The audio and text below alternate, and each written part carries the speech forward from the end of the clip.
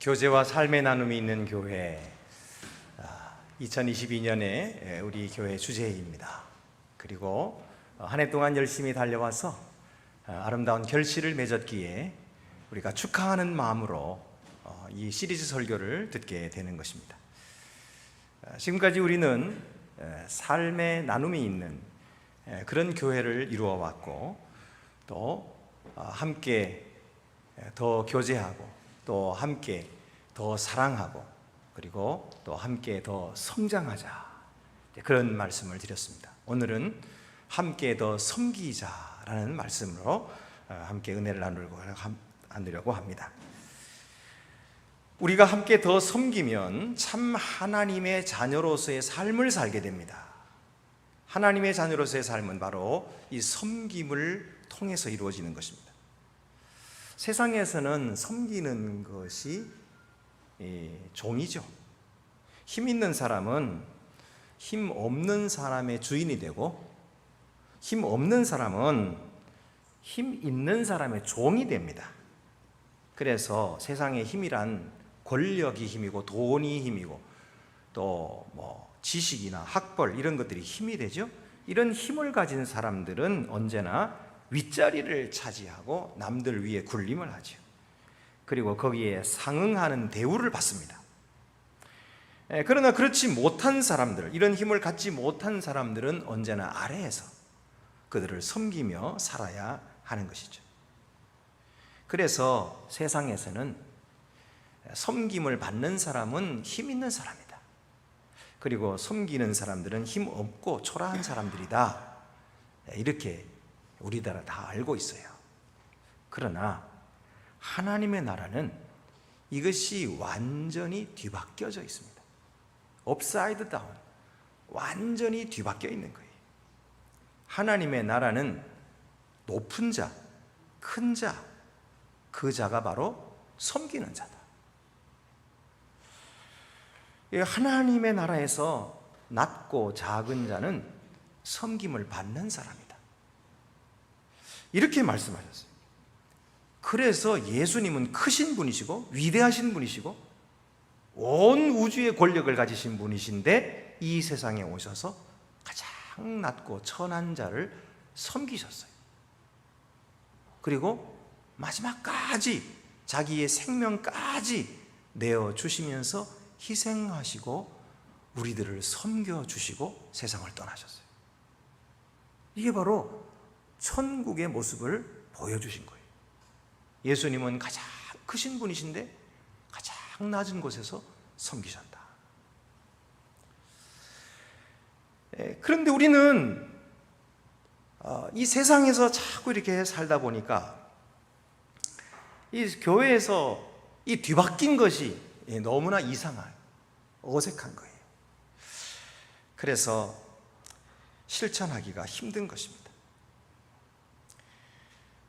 그래서 많은 그리스도인들이 이 원리를 알지 못하고 교회 다니고 예수 믿고 구원 받았다 그렇게 말하면서도 교회에서 섬김 받기만을 바라고 섬기려 하지 않습니다.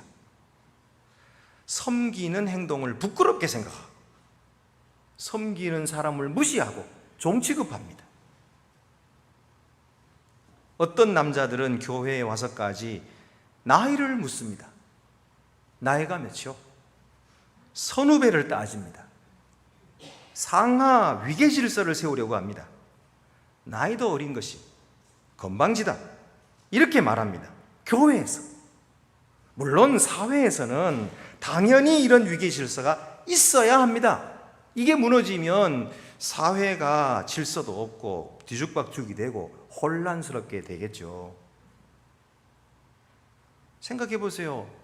어느 날 갑자기 사장이 벌떡 일어서더니 여직원에게 여기 앉으세요, 그리고 가서 커피를 따다 바친다고 해보세요. 그러면 여직원이 왜 이러세요? 사장님 무슨 일입니까? 제가 뭐 잘못한 게 있나요? 뭐 이렇게 이상하게 될 거 아니에요, 그죠? 이 세상에서는 그런 게 이상한 거예요. 근데 그런 세상에서 힘 있는 사람이 남들 위에 군림하는 게 아주 적합하고 위계 질서를 세우고 아주 그런 것을 그대로 교회에 가져와가지고 교회에서도 그런 식으로 힘 있는 사람, 지식 있는 사람, 권력 있는 사람, 그런 사람이 높은 자리에요.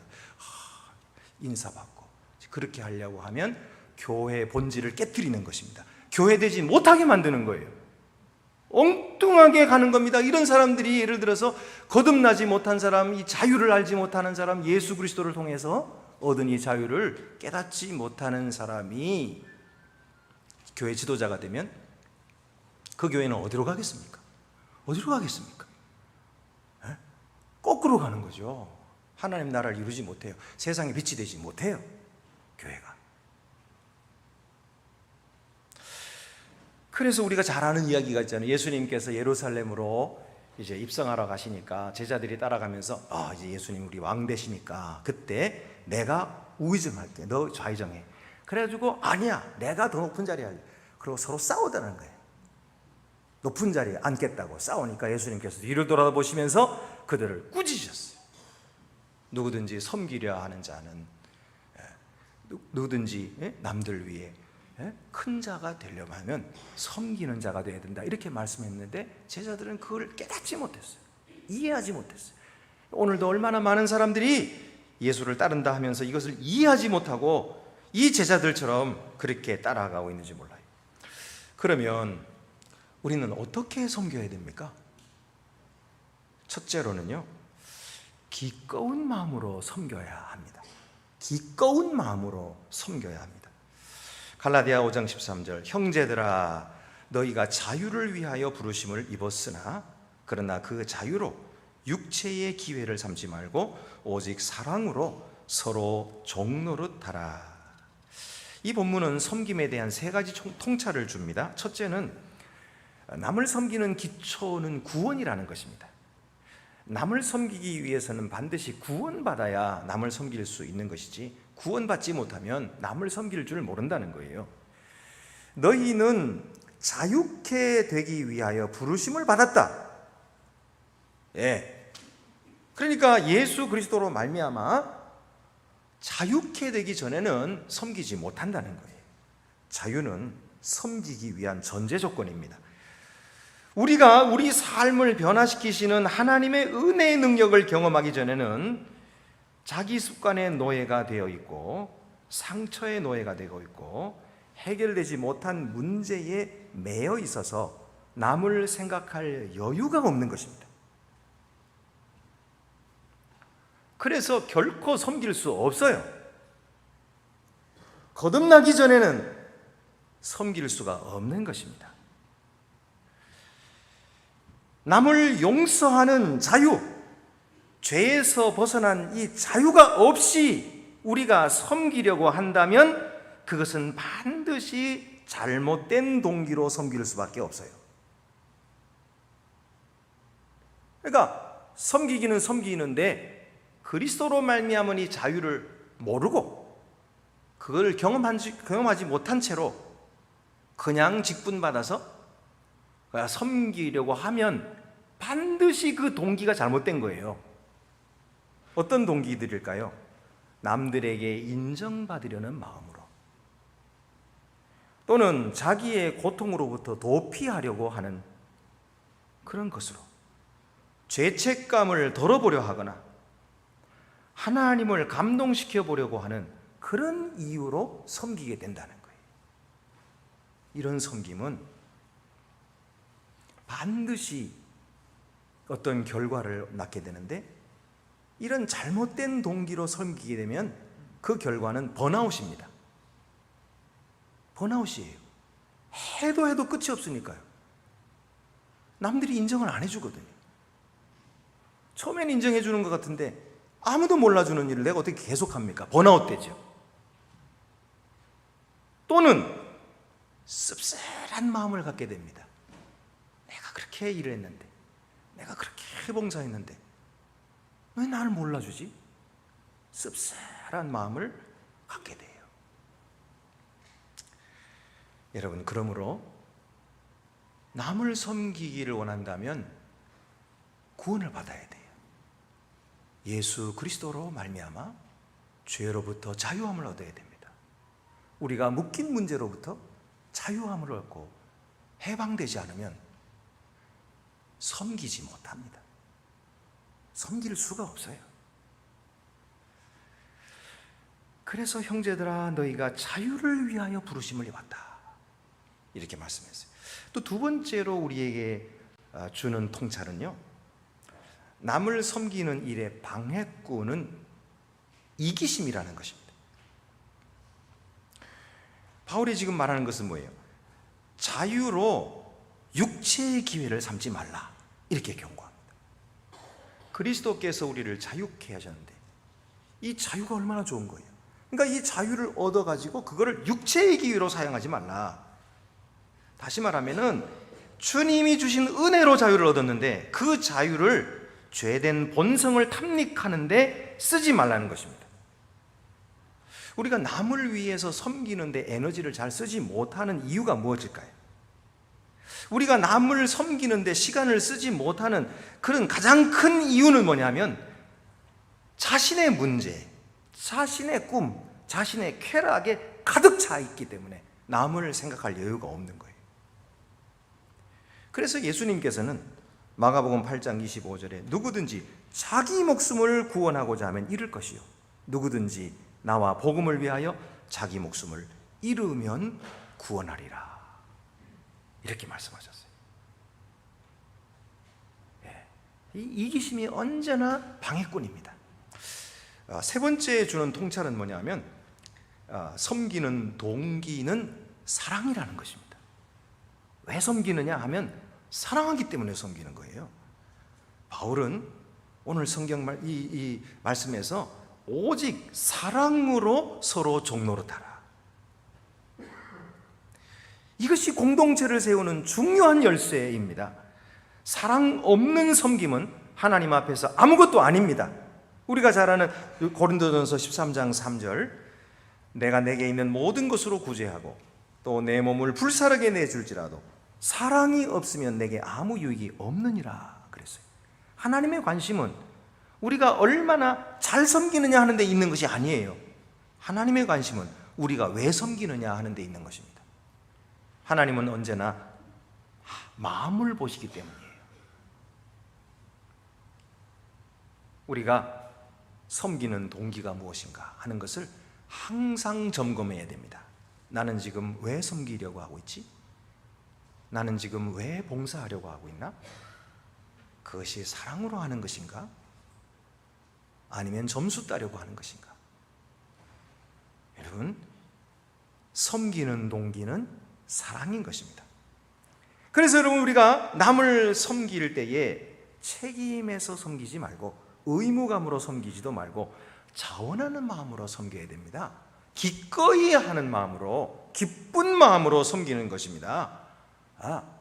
그래서 그것 때문에 내가 무엇을 얻어내려고 섬기는 것이 아니라 나를 구원해 주신 하나님께 너무 기쁘고 감사해서 내가 당연히 섬기는 거죠. 마땅한 것입니다. 이것은 마땅한 것입니다. 그러면서 섬겨야, 그렇게 섬겨야 되는 거예요. 우리가 다 그렇게 섬기고 있어요. 앞으로도 그렇게 하자는 것입니다. 제가 유학 가가지고 그 책을 이렇게 잔뜩 빌려가지고 도서관에서 빌려가지고 오다가 책을 막 떨어뜨렸어요. 그래서 이걸 어떻게 줍나 그러는데 옆에 있던 미국 사람이 와가지고는 주워서 여기다 얹어주는 거예요. 그래서 제가 뭐라고 얘기했을까요? 잘 안 되는 영어로 Thank you 그랬죠. 그랬더니 It's my pleasure 그러더라고요. 처음 저는 그렇게 얘기하는 걸 들었어요. 뭐 공부는 했지만은 이렇게 말하는구나. It's my pleasure. 내 즐거움입니다. 제가 이렇게 함으로써 당신한테 뭘 얻어내려고 하는 것도 아니고 내 자랑하려고 하는 거 아니고 이게 그냥 남을 도와주는 것이 나의 즐거움입니다. 얼마나 좋아요. 도움을 받았으면서도 감사하다 그러고 그건 제 즐거움이에요. 여러분, 우리가 주님을 섬기는데 즐거움으로 섬겨야 주님께서 기쁘게 받으시지, 즐거움으로 섬기지 않고 뭔가 꽁꽁 내가 요거 함으로써 하나님의 뭘 받아내야지, 이렇게 함으로써 남들이 뭘 좀 나를 알아줘야지, 이렇게 하면은 그걸 받으시는 하나님께서 마음 편하실까요? 하나님이 마음 편하실까요? 안 편하실 거예요. 그러나 하나님께 드리면서 하나님, 제가 뭘 바래서 드리는 거 아니에요. 하나님, 제가 구원받은 것이 너무 감사해서, 은혜 받은 것이 너무 감사해서, 이게 뭐가 하나님께 뭐 드리고 싶은데 드릴 건 없고 그저 이런 거 하나 좀 드리는데 주님 그냥 기쁘게 받아주세요. 그러면은 하나님이 얼마나 좋아하실까요? 이런 마음으로 봉사하는 거예요. 이런 마음으로 섬기는 거예요. 이런 섬김이 하나님께서 기쁘게 받으시는 섬김이지요. 우리가 세상에서 섬기는 것은 영원한 나라를 연습하는 것입니다. 영원한 나라에서도 그렇게 서로를 섬기고 기뻐할 겁니다. 서로를 돕고 서로를 즐겁게 함으로 더 즐거워할 거예요. 그런 것을 여기서 연습하는 거예요. 그리고 또 우리가 남을 섬길 때 주님 닮아갑니다. 주님께서 제자들의 발을 씻어줬잖아요. 내가 주와 선생이 되어 너희 발을 씻겼으니 너희도 서로 발을 씻기는 것이 옳으니라. 그 높으신 양반이 어떻게 그 냄새나는 제자들의 발을 씻어주시. 근데 폼이 아니에요. 일부러 그러는 게 아니에요. 그냥 주님은 그렇게 하려고 이 세상에 오신 거예요. 우리를 위해서도 그렇게 해주셨잖아요. 우리의 더러운 죄를 주님 친히 씻어주셨잖아요. 그래서 우리를 하나님의 자녀로 삼아주셨잖아요. 그러니 우리도 서로를 섬겨주는 것이 옳죠. 더러운 것도 덮어주고 씻어주고 잘못한 것도 눈 감아주고 넘어갈 때 교회가 됩니다. 목사님 잘못한 거 자꾸 일어나면 어떻게 해요? 그럼 교회가 어떻게 되겠어요? 괜찮아요. 하나님이 하세요. 우리가 할 일은 용서예요. 우리가 할 일은 사랑이에요. 우리가 할 일은 섬김이에요. 그런 거 고치겠다고 남 비판하면 그 비판, 내가 하는 비판으로 내가 비판을 받을 거예요. 그러면 온 교회가 비판하는 교회가 될 거예요. 다 쓸모없다는 게 아니에요. 그러나 그런 일로 부르심을 받은 자가 있겠죠. 자기 스스로가 그런 일을 하겠다고 선택한 사람이 있겠죠. 가룟 유다 같이. 가룟 유다는 예수님 팔아먹었잖아요. 누군가는 팔아먹어야 예수님이 온 세상을 위하여 십자가를 지시지 않겠어요? 그러나 예수님이 의도하신 건 아니에요. 가룟 유다 지가 선택한 거지. 누군가는 있을 거예요. 그 사람들에게 맡기세요. 그리고 여러분은 사랑하세요. 섬기세요. 축복하세요. 기도해 주세요. 그리고 칭찬하시고 격려하시고 섬기는 종이 되세요. 그러면 복을 받습니다. 그것이 하나님을 섬기는 도인 것입니다. 그것이 주님을 따르는 바른 길인 것입니다. 둘째로는 서로를 위해 희생하는 것입니다. 어떻게 섬기나요? 희생하는 것입니다. 요한일서 3장 16절, 그가 우리를 위하여 목숨을 버리셨으니 우리가 이로써 사랑을 알고 우리도 형제들을 위하여 목숨을 버리는 것이 마땅하니라. 진정한 섬김은 진정한 희생을 필요로 합니다. 어떤 믿는 자들은 희생하는 것이 별로 없거나 아예 없이 살아갑니다. 하지만 바울은 예수님처럼 우리도 형제들을 위해 목숨을 버리는 것이 마땅하다. 사도 요한은 그렇게 말했고요. 사도 바울도 빌립보서 3장 7절에 그러나 무엇이든지 내게 유익하던 것을 내가 그리스도를 위하여 다 해로 여긴다.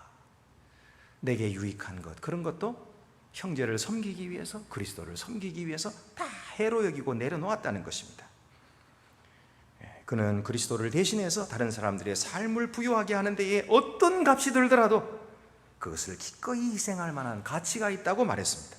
왜냐하면 하나님이 주실 상에 초점을 맞추었기 때문입니다. 오늘 내가 내려놓는 이 특권과 오늘 내가 내려놓는 이 좋은 것들, 그것을 하늘에서 더 많은 것으로 갚아주실 줄 믿었기 때문에, 그 상을 바라보고 살았기 때문에 그는 기꺼이 희생했던 것입니다. 그리스도는 그의 앞에 있는 기쁨을 위하여 십자가를 참으셨습니다. 그리고 부끄러움을 개의치 아니하셨습니다. 그는 신성의 특권을 옆으로 내려놓으시고 종의 지위를 가지셨습니다. 그는 믿는 자들에게 성령의 인치심을 받도록 하기 위하여, 구원을 얻게 하기 위하여 자기를 희생하신 것입니다. 그러므로 우리도 형제를 위하여 희생합시다. 우리는 매일마다 다른 믿는 자들의 덕을 보고 있어요. 다른 믿는 자들이 희생한 것을, 덕을 보고 있어요. 오늘도 우리가 지금 이 예배당에 와서 예배를 드리고 있잖아요. 근데 이 예배당은 우리의 선조들이 희생한 것입니다.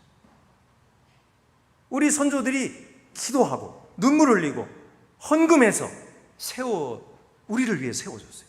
우리가 예배 잘 드리라고, 은혜롭게 예배 잘 드리라고. 이런 희생을 우리가 받고 오늘 이렇게 편안하게 하나님께 예배를 드리고 있어요. 그러니 오늘 이 시대에서는 그 희생을 누가 해야 되겠습니까? 이제 우리 차례인 거예요. 우리가 다음 세대를 위해서 희생할 차례가 된 것입니다. 하나님은 예수 그리스도께서 우리를 위해서 희생한 이상의 것을 요구하지 않으십니다. 오늘 성경을 보니까 다윗 왕이 인구 조사를 해서 하나님께 범죄했죠. 그래서 온 나라에 재앙이 가득했어요. 사람이 죽어가는 거예요.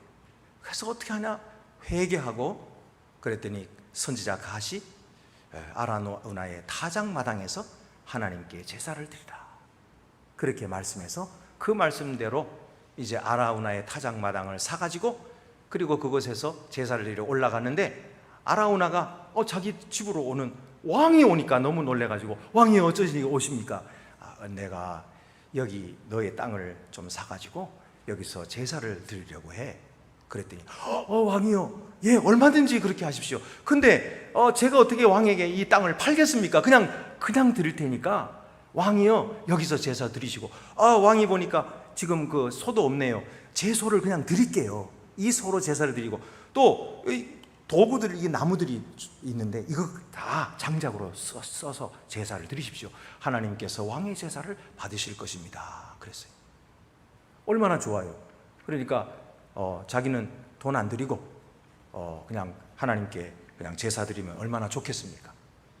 그러니까 우리가 생각할 때, 야, 아라우나 너 참 왕을 알아볼 줄 아는구나. 그렇지.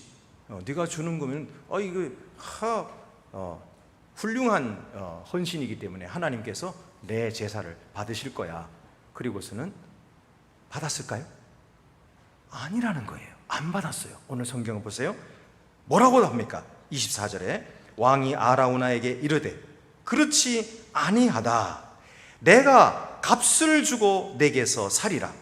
값없이는 내 하나님 여호와께 번제를 드리지 아니하리라 하고 다윗이 은 50세겔로 타작마당과 소를 사고 그곳에서 여호와를 위하여 제단을 쌓고 번제와 화목제를 드렸더니 이에 여호와께서 그 땅을 위한 기도를 들으심에 이스라엘에게 내리는 재앙이 그쳤더라. 내가 값없이는 여호와께 제사를 드리지 아니하리라. 내가 반드시 값을 치르리라. 여호와께 드리는 제사는 내가 값을 치르리라. 여러분 생각해 보세요. 아라우나가 준 거 가지고 다윗이 제사를 드리면 그 제사는 누구의 제사겠습니까? 아라우나의 제사지 다윗의 제사는 아니에요. 다윗은 뭐 든 게 뭐 있어요? 준 게 뭐 있어요? 공짜로 했는데 그거 참가만 한 거지. 그런데 다윗은 그렇게 하지 않겠다는 거예요. 내 제사에 내가 값을 치르지 않고 어떻게 하나님께 내 제사를 드리겠느냐? 내가 값을 드리리라.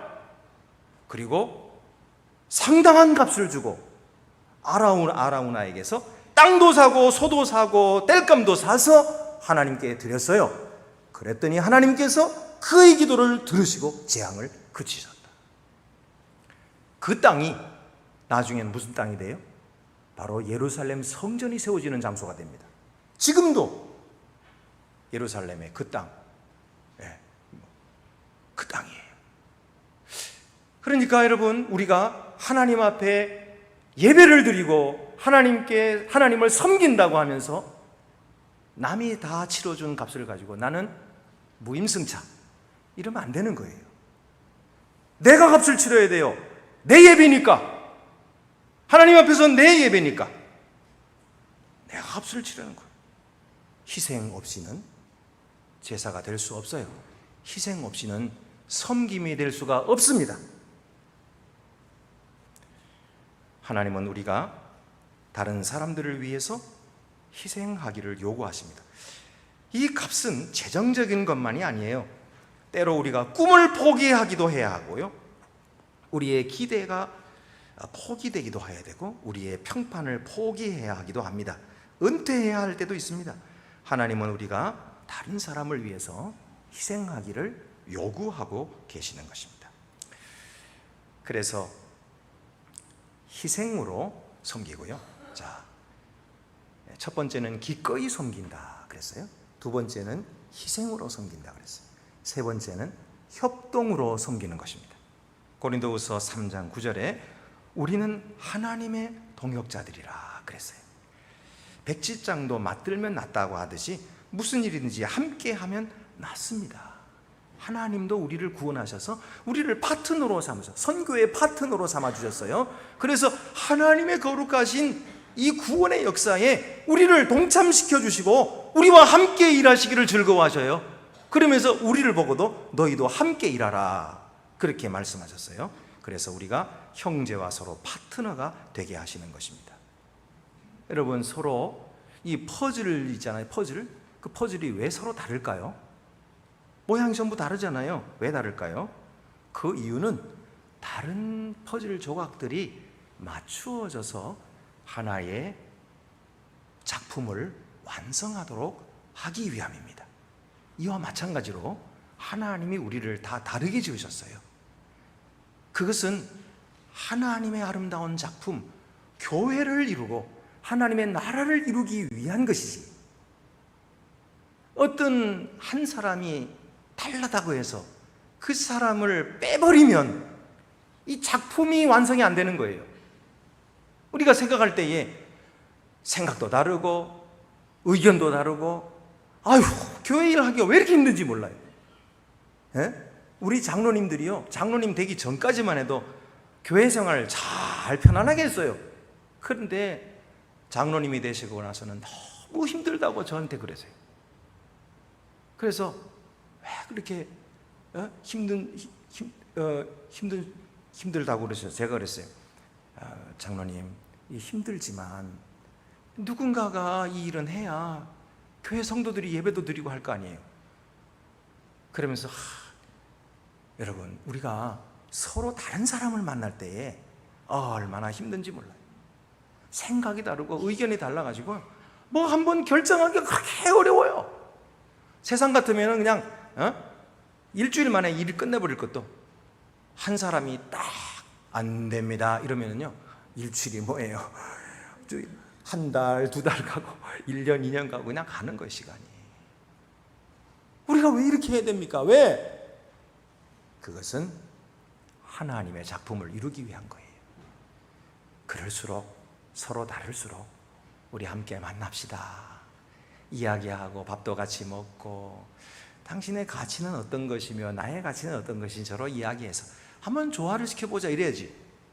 뜻 안 맞는다고 해서 나는 안 할래, 다시는 안 만나, 밥도 안 먹어, 이러면 언제 맞춰지겠어요? 언제? 여러분, 우리는 협동함으로 섬기는 거예요. 같이 힘을 합쳐서 자꾸만 이게 다른 것도 맞춰보세요. 그럼 멋진 작품이 됩니다. 하나님의 원래 계획이 있거든요. 하나님의 계획은 우리를 멋진 작품으로 만드시려고 하는 거예요. 우리 교회는 그래서 매주일마다 이처럼 협동하여 교회를 이루고 예배를 완성하고 있습니다. 청소하는 이가 있고, 식사 준비팀이 있고, 설거지팀이 있고, 안내위원, 헌금위원, 성경봉독자, 기도자, 찬양대, 새신자부, 교구지원부, 예배국, 총무국, 교육국, 할 것 없이 얼마나 많은 사람들이 예배를 위해서, 교회를 위해서 함께 힘을 모으고 있는지 몰라요. 지금도 우리 눈에 보이지 않는 곳에서 열심히 봉사하고 섬기고 있습니다. 이것이 바로 예수 그리스도를 나타내고 있는 거예요.